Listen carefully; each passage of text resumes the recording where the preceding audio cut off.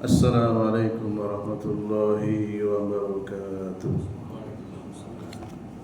Alhamdulillahilladzi arsala rasulahu bil huda wa dinil haqqi liyudhhirahu ala dini kulli wa kafa billahi shahida. Ashhadu an la ilaha illallah wahdahu la syarika lah wa ashhadu anna Muhammadan abduhu wa rasuluh.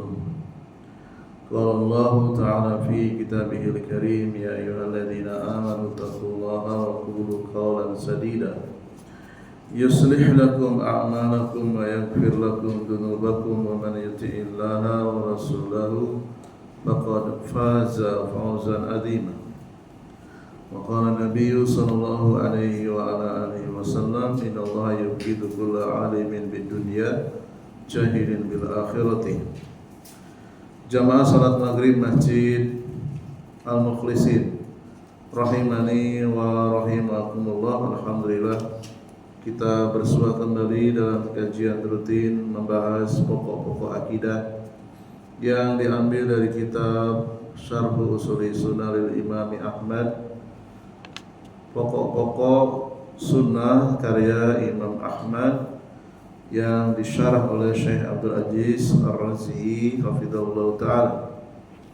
Kitab yang ditulis pada abad ketiga Al-Imam Ahmad, beliau hidup tahun 164 Hijriah, wafat 241 Hijriah.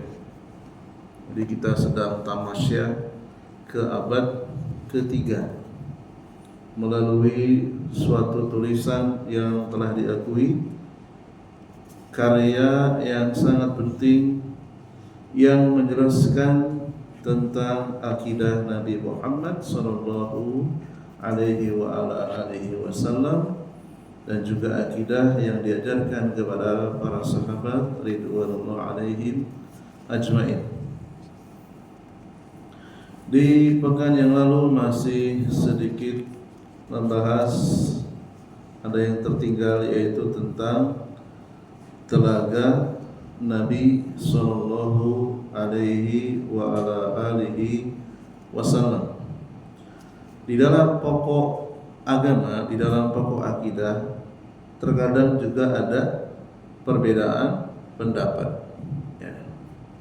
Penulis Syekh Abdul Aziz Ar-Razi, beliau menjelaskan ada perbedaan di kalangan para ulama ahlu sunnah. Ada yang menyebutkan penimbangan amal dulu, baru manusia digiring atau berjalan menuju telaga Nabi. Dan ada juga yang berpendapat ke telaga dulu, baru kemudian ke timbangan. Wassawabu, yang benar adalah annal khawdu qabla al-mizan. Datang ke telaga Nabi dulu, baru mendatangi mizan. Di amro ini dengan dua alasan. Al-amru al-awwal, alasan pertama, annan nasa yariduna atsan fayunasibu wuruduhu ma'alal khawdi awwalan. Ditinjau dari sebabnya. Apa sebabnya manusia itu mendatangi telaga? Bukan karena ditimbang, tapi karena proses hisab, yaitu berdiri di hadapan Allah Subhanahu wa ta'ala di bawah panasnya matahari. Jadi dilihat dari sebab manusia itu mendatangi telaga Nabi, yaitu karena atsan. Atsan itu artinya sangat haus. Walaupun manusia nanti terbagi menjadi dua, yang kafir sama sekali tidak bisa mendatangi telaga Nabi. Adapun orang Islam terbagi menjadi dua. Ada yang diizinkan masuk ke dalam telaga Nabi, ada yang terusir. Yang terusir berdasarkan penjelasan hadis sebelumnya, karena sebagian saudara kita dari kalangan kaum muslimin itu tidak mau bertobat dari amalan bid'ah. sudah dijelaskan sejelas-jelasnya, sudah dijelaskan sedetail-detailnya, dia masih mengikuti hawa nafsu. Ya, inilah akibat dari tidak mau bertobat dari keyakinan atau perbuatan bid'ah. Innaka la tadri, sesungguhnya engkau Muhammad, kata malaikat, la tadri, tidak tahu, ma ahdasu, amalan-amalan bid'ah yang mereka kerjakan, ba'daka, sepeninggalmu. Ya.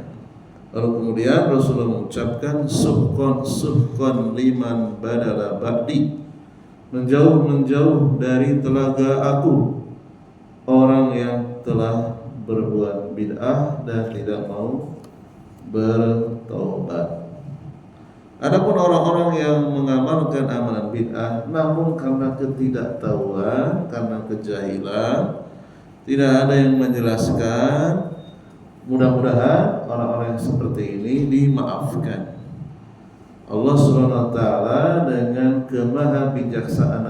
kemahabijaksanaannya tidak akan menyiksa manusia kecuali setelah diutus seorang dai, seorang mubalik. Di antara dalilnya surat Al-Isra ayat 15, wa ma kunna, tidaklah kami, mu'adzibina, akan menyiksa suatu kaum, hatta nab'atha, sampai kami mengutus rasulah, seorang utusan, seorang dai, seorang mubalik, seorang kiai, seorang ustaz. Ya. Kalau belum ada yang menjelaskan, yang melakukan kebid'ahan sampai mati karena kejahilan, mudah-mudahan dimaafkan. Ya. Yang tidak dimaafkan itu siapa? Orang-orang yang sudah dijelaskan, ini tidak sesuai dengan tuntunan Nabi, ini tidak ada contohnya, tidak ada dalilnya, tidak ada perintahnya. Nabi tidak pernah membiarkan itu terjadi, ya. Karena di antara para sahabat juga ada yang dilarang ketika Rasulullah masih hidup. Para sahabat ada yang melakukan suatu amalan, karena Rasul melarang, para sahabat tidak mengulangi. Contohnya apa? Contohnya menyembelih unta, sapi, domba sebelum sholat Idul Adha. Itu tidak dianggap sebagai hewan kurban. Para sahabat ada yang melakukan, niatnya baik, tetapi itu termasuk bid'ah, maka tidak dihukumi sebagai hewan kurban. Ya, hewan biasa saja. Ya. Demikian juga seorang sahabat yang bertayamum dengan cara berguling-guling di tanah, ya kan? Lalu kemudian diajarkan oleh Rasulullah tayamum itu tidak seperti itu, dan para sahabat itu orang yang sangat mudah untuk diajak kepada sunnah. Mereka tinggalkan amalan-amalan yang tidak sesuai dengan tuntunan Nabi SAW.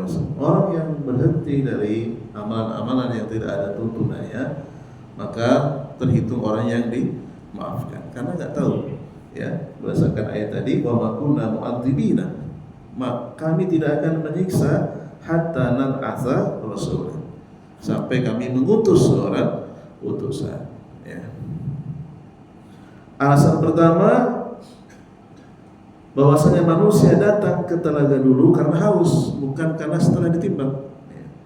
Al-amru tsani, alasan kedua, annahu sabata fi hadis sahihi kama taqaddama annahu yutaradu qaumun wa yudaduna anil haudi. Berdasarkan hadis sahih, ada suatu kaum dari kaum muslimin yang terusir dari telaga Nabi, ya.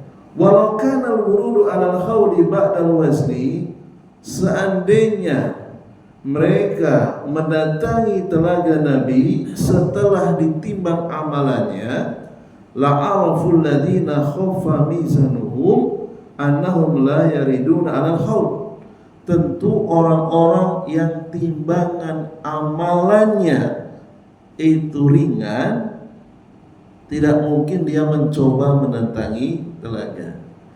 Dia sudah sadar, saya kan timbangan kebaikannya sedikit, ancamannya neraka. Ya.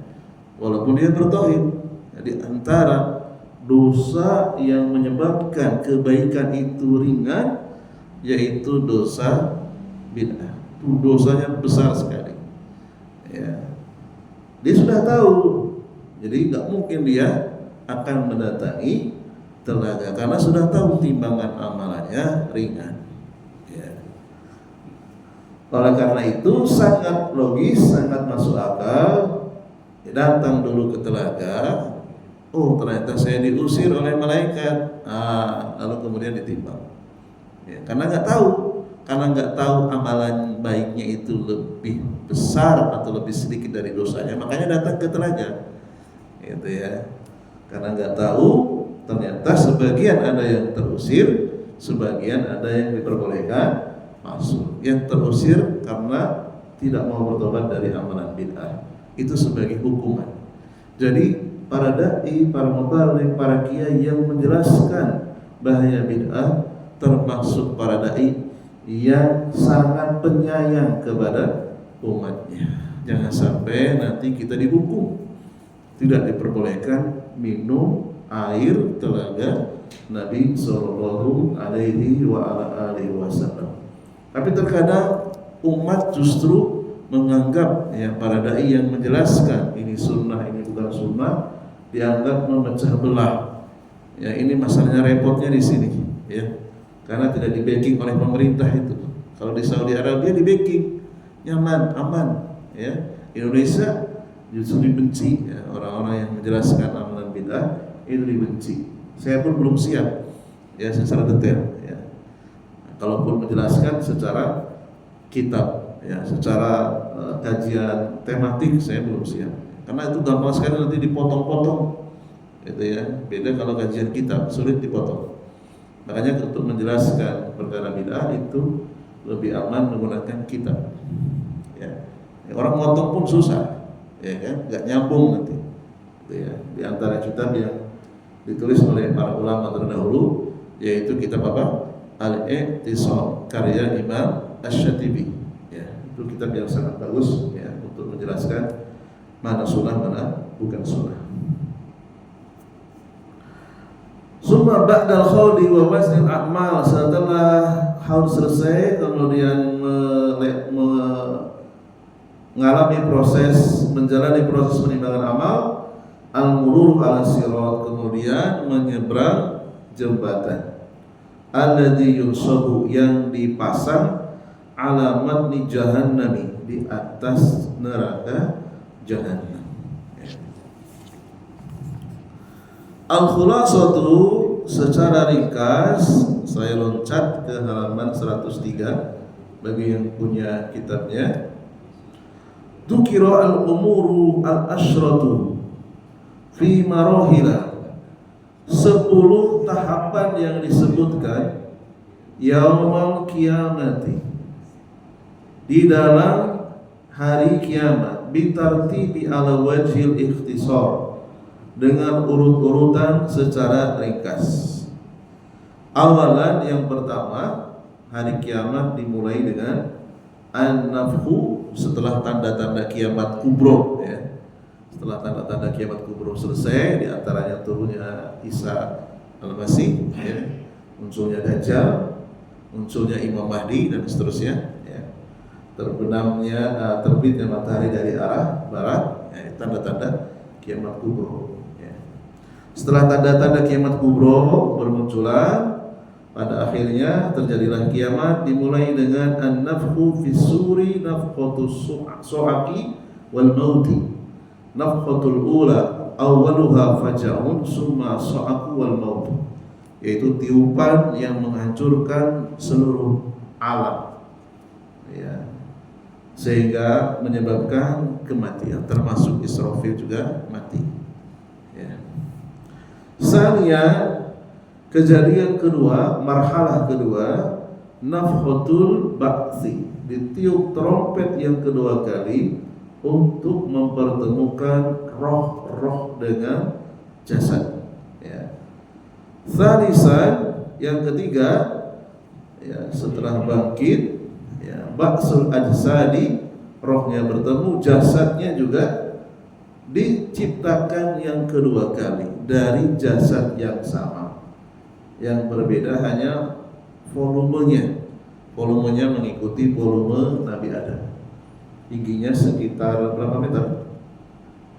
15-an atau 30-an gitu ya. Makanya hewan-hewan seperti harimau, gajah itu tinggal ditendang saja ya, kalau mengikuti ukuran Nabi Adam. Yab'atsullahu al-ajsad, Allah membangkitkan kembali jasad yang sudah hancur. Tahapan ketiga. Tahapan keempat, Rabi'an al-hasru, berkumpulnya manusia. Hasaron nasu, berkumpul, wal wuqufu, berdiri, baina yadayillahi, di hadapan Allah, lil hisabi, untuk menjalani proses kalkulasi amal ya. Dipercepat ya, karena syafaatul udma ya. Dipercepat, kalau tidak ada syafaatul udma, wah itu lama sekali ya. Kemudian yang keempat dan kelima digabung, yaitu syafaatul udma. Yang keenam, tatoyuru as-suhufi, dibagikan catatan amalan, yaitu berupa buku ya.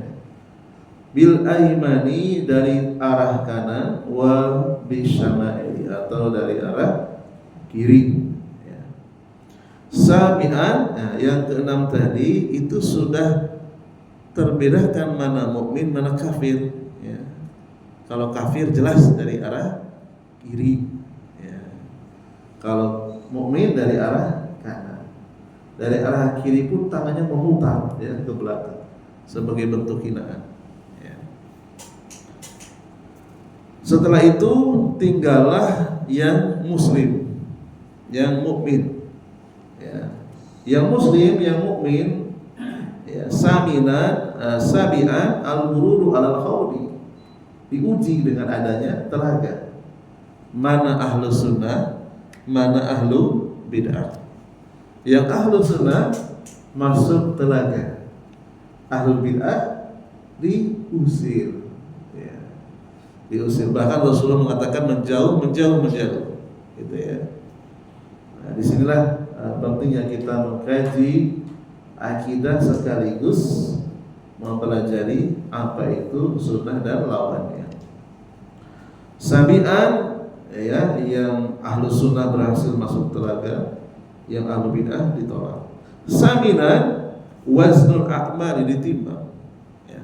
Yang ahlu sunnah ya, mayoritas amalan kebaikannya lebih berat ya daripada keburukannya. Sementara ahlu bid'ah itu tergantung kadar dosanya ya. Seorang ahli bid'ah, pelaku bid'ah, bisa jadi dia memiliki amalan yang super hebat ya, berbakti kepada orang tuanya luar biasa ya, kemudian infaknya juga luar biasa, bisa jadi mengalahkan dosa bid'ahnya ya. Tasi'an, tahapan yang ke-9, al-mururu ala sirati, melewati jembatan ya.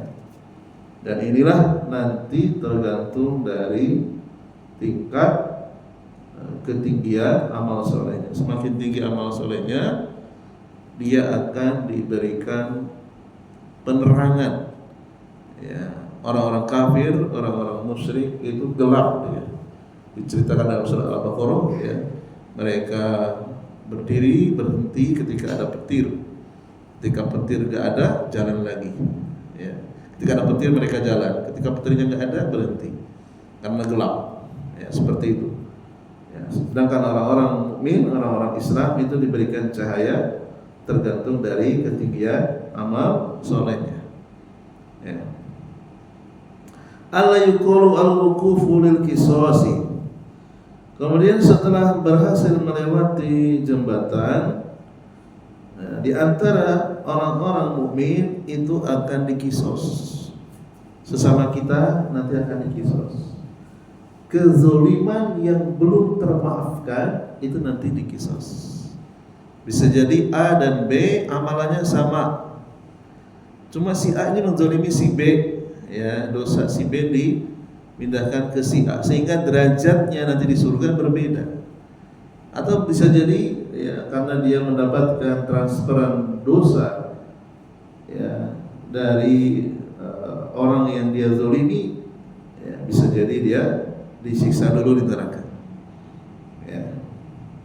Ashiron yang ke-10, setelah dikisos diputuskan mana yang masuk surga langsung, mana yang mampir ke neraka dulu lalu kemudian masuk surga. Nah, ini tahapan yang ke-10, marhalah yang ke-10, al-jannatu awin naru, ya, ada 10. Masing-masing marhalah ini kita nggak tahu berapa lama, ya, karena 1000 tahun dunia sama saja dengan 1 hari di akhirat, ya. Jadi trompet itu berapa lama bunyi? Wallahu a'lam. Apakah 1000 tahun bunyi terus sampai semuanya mati? Ya, demikian juga trompet yang kedua ditiup berapa lama? Ya, karena itu ukurannya akhirat. Ya. Demikian juga bangkitnya jasad manusia itu berapa lama? Ya kan? Karena yang pertama keluar siapa? Jasadnya yang mulia Rasulullah Shallallahu Alaihi Wasallam, berurutan. Ya, siapa duluan? Ya. Demikian juga ya, hisab. Ya. Kemudian dibagi catatan amalan.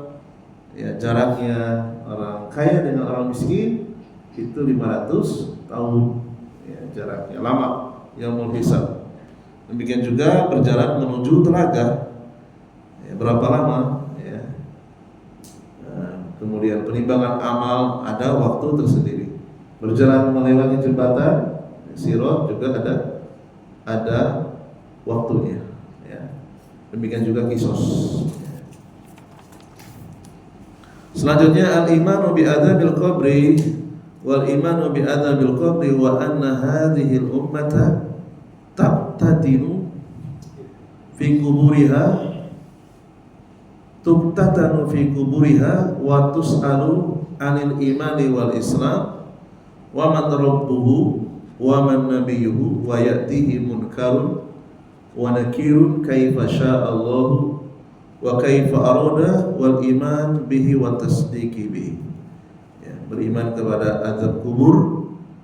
Sesungguhnya umat ini akan diuji di dalam kuburannya, akan ditanya tentang iman dan Islam, ditanya siapa Tuhannya, ditanya siapa nabinya, akan datang kepadanya malaikat munkar dan nakir sesuai dengan apa yang Allah kehendaki.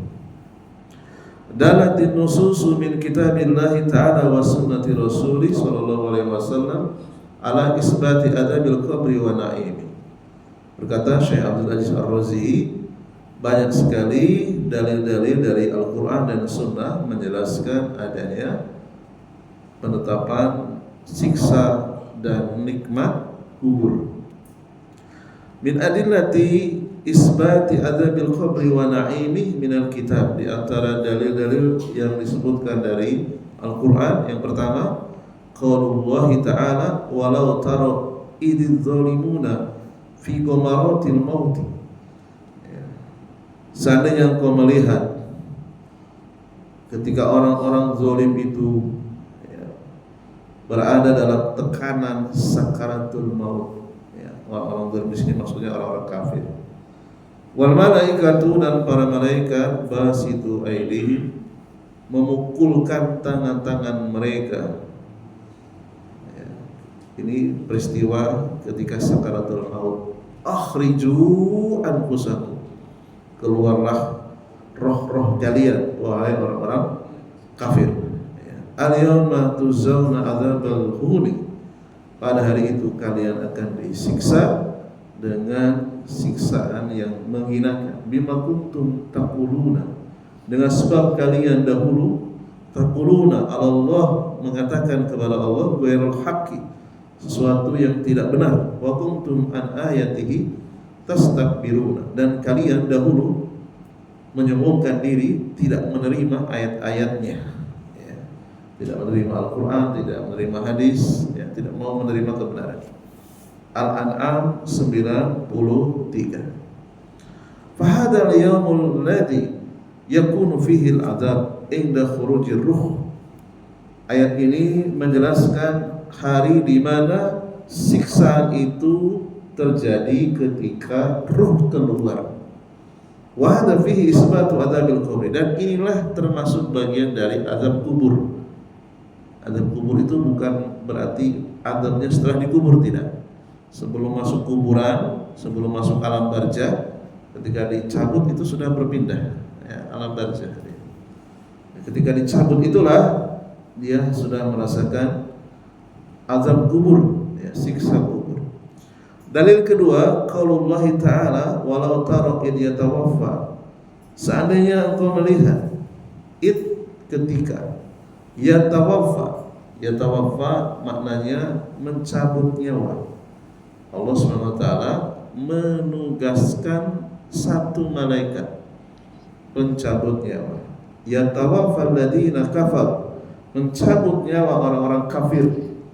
Al malaikatu yadribuna wujuhahum, sambil memukul wajah-wajah mereka, wa adbarahum, punggung-punggung mereka, wa zuqu, dan mengucapkan zuqu, rasakan, adzabal khariq, azab yang sangat menyakitkan.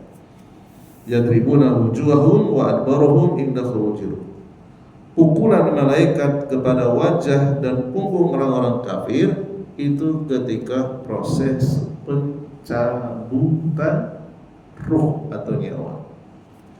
Wa hadza adzabun min adzabil qabr, dan ini termasuk bagian dari siksa kubur. Walaupun secara indera mata manusia di dunia tidak mungkin terlihat. Saya pengen lihat orang Kristen, orang Hindu, orang Buddha, ya, orang Muslim disiksa ketika sakaratul maut, enggak kelihatan, Pak. Karena itu alam gaib. Biasa saja jasadnya, utuh. Tidak ada darah, tidak ada bengkak, tidak ada bekas pukulan, enggak kelihatan. Yaitu alam gaib, yang merasakan adalah mayit. Ya, kita tidak tahu. Ya, yang jelas kita yakin Al-Quran menyampaikan seperti itu. Ya. Dalil kedua surat apa tadi? Ya, tidak disebutkan di sini. Dalil yang ketiga, qauluhu subhanahu wala nudhiqannahum. Di sini ada dua penegasan bagi yang pernah belajar bahasa Arab, ada lam taukid, ada nun taukid. Allah tidak cukup mengucapkan wa nudhiquhum. Bisa saja Allah mengucapkan seperti itu, tapi Allah ingin menyampaikan kepada orang yang ahli bahasa, wala nudhiqannahum. Ya, terjemah bebasnya, dan benar-benar kami akan sungguh-sungguh memberikan minal azab kepada mereka siksaan. Ya. Al adna, yang dekat, dunal azabil akbar la'allahum yarji'un, sebelum azab yang sangat besar agar mereka kembali. As-Sajdah 21. Para ulama menjelaskan tafsir ayat ini, qila fil muradi minal azabil adna, maksud dari azab yang dekat dalam surat Sajdah ayat 21 maksudnya adalah azabul kubri. Inilah bedanya kalau kita baca terjemah dengan baca tafsir, berbeda ya. Azab dekat, apa maksudnya ya azab dekat? Ya, maksudnya adalah azab kubur. Ya. Dunal azabil akbar, bukan azab besar, maksudnya azab yaumil qiyamah, azab di nanti setelah melewati jembatan dan kisos. Nah, itu namanya azab akbar. Ya. Adapun azab kubur itu di Quran disebutkan azabil adna. Gitu ya. Wa qila ma asabal kufara minal qadri wal asri yauma badrin. Ahli tafsir lainnya menyebutkan surat As-Sajdah ayat 21 di antaranya adalah rasa sakit yang diterima orang-orang kafir, yaitu pada perang Badar, ya, yang mati dimasukkan oleh Rasulullah ke dalam sumur Badar, di antaranya Raja Mekah. Siapa namanya? Abu Jahal, ya, dan CS-nya, dan juga sebagian ada yang jadi tawanan. Ya. Itu yang membuat mereka balas dendam. Ya, yaitu setelah perang Badar, perang apa namanya? Perang Uhud. Ya, perang Uhud itu adalah luapan balas dendam kekalahan di perang Badar. Bayangkan raja Mekahnya mati, ya, yaitu Abu Jahal, Amr bin Hisam, ya, namanya Amr bin Hisam. Ya, di Mekah Amr bin Hisam itu dipanggil apa? Abul Hakam, ya, bapaknya kebijaksanaan. Tapi dipanggil oleh Rasulullah Abu Jahlin, ya, bapaknya kebodohan. Ya, ada bapak pramuka, ada bapak kedokteran, ya. Ada tanya sama bapak kebodohan siapa? Amr bin Hisam, ya. Abu Jahlin. Ya. Wa min adillati alal adzabil qabri, kemudian dalil yang keempat, wa huwa min adillati sharihati alwalihati qaulullah ta'ala fi ali fir'aun, ya. Ketika Allah menceritakan para pengikut Fir'aun dalam surat Ghafir ayat 46. An-naru, neraka, yuqraduna 'alaiha, diperlihatkan, ya, kepada Fir'aun dan pengikutnya guduan setiap pagi, wa asyian dan sore. Wa yauma taqumus sa'atu, ketika hari kiamat nanti terjadi, adkhilu ala fir'auna asyadal adzab. Malaikat mengatakan adkhilu, masuklah kalian Fir'aun dan pengikutnya asyadal adzab, untuk merasakan siksaan yang pedih, guduan wa asyian. Zakarallahu qissatal mu'min min ali fir'aun fawaqahu Allahu sayyiati ma makaru wa haqa bi ali fir'auna sul adzab. Allah menjaga seorang mukmin dari kejahatan-kejahatan tipu daya mereka orang-orang kafir, dan Fir'aun dan pengikutnya dikepung, ya, dengan azab yang sangat buruk. Ghafir ayat 45. Ketika Allah menyebutkan fawaqullahu, maksudnya adalah Allah menjaga seorang laki-laki yang beriman dari tipu daya Fir'aun, yaitu Nabi Musa alaihissalam. Wa haqa bi ali fir'auna su'ul adzab, an-naru yuraduna 'alaiha ghuduwan wa asyian. Neraka diperlihatkan kepada Fir'aun dan pengikutnya pagi dan petang. Maksudnya apa? Maksudnya adalah mata yakunu hadzal ardu fi qabr, yaitu siksaan di alam kubur, ya. Jadi Fir'aun sebelum keluar dari kuburannya dan para pengikutnya setiap pagi dan petang akan diperlihatkan neraka, ya, setiap pagi dan petang. Jadi sudah disiksa, mentalnya sudah disiksa. Wa dalilu annahu qala ba'dahu wa yawma taqumu as-sa'atu adkhilu ala fir'auna asyadal adzab, fa hadha sharihun fi isbati adzabil qabri wa annahum yu'adzabuna ghuduwan wa asyian. Jadi dalil yang keempat adalah Ghafir ayat 45 sampai dengan 46.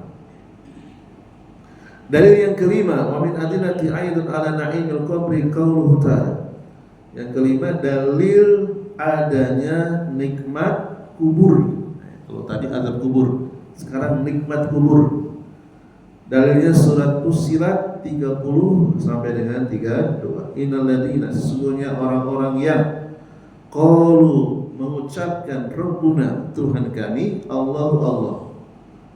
Orang yang berhasil mengucapkan Tuhan kami Allah tidak sembarangan. Orang kafir tidak mungkin bisa, ya. Hanya orang Muslim saja, ya. Yaitu ketika diletakkan di liang lahat 7 langkah pengantar mayat sudah meninggalkan kuburan, Munkar dan Nakir mendudukan ruh mayat tersebut, lalu kemudian ditanya man Rabbuk. Ya, mereka mengucapkan Rabbiyallahu, Rabbunallahu. Summa istaqamu, kemudian mereka istiqomah, ya. Mereka istiqomah beramal soleh sampai wafat, tetap menjadi seorang muslim, menjadi seorang mukmin. Tatanazzalu alaihimul malaikatu, turunlah kepada mereka para malaikat, alla takhafu, mengatakan janganlah kalian takut, wala tahzanu, janganlah kalian bersedih, wa absiru, bergembiralah kalian, bil jannati, dengan surga, allati kuntum tu'adun, yang sudah dijanjikan. Nahnu awliya'ukum fil hayati dunya wa fil akhirati wa lakum fiha ma tashtahi anfusukum wa lakum fiha ma tad'un. Kami pelindung kalian di dunia dan di akhirat. Kalian berhak mendapatkan apa saja yang kalian inginkan. Kemudian nuzulan min ghafurir rahim, sebagai balasan atas ampunan Allah yang Maha Pengasih. Al-bisyaratul ula, fal mu'minu yubasyaru bisarasi bisyaratin. Seorang mukmin ketika dia mengalami sakaratul maut itu akan disampaikan 3 kabar gembira. Al-bisyaratul ula, kabar gembira pertama, inda khurujir ruh, ketika keluarnya ruh. Jadi mukmin dan kafir sudah berbeda. Kalau kafir tadi apa? Dipukul wajah punggungnya, diteriaki, suruh keluar rohnya. Seorang mukmin tidak seperti itu. Nah, di sinilah pentingnya kita belajar akidah agar sampai kita wafat dalam keadaan tetap menjadi seorang mukmin.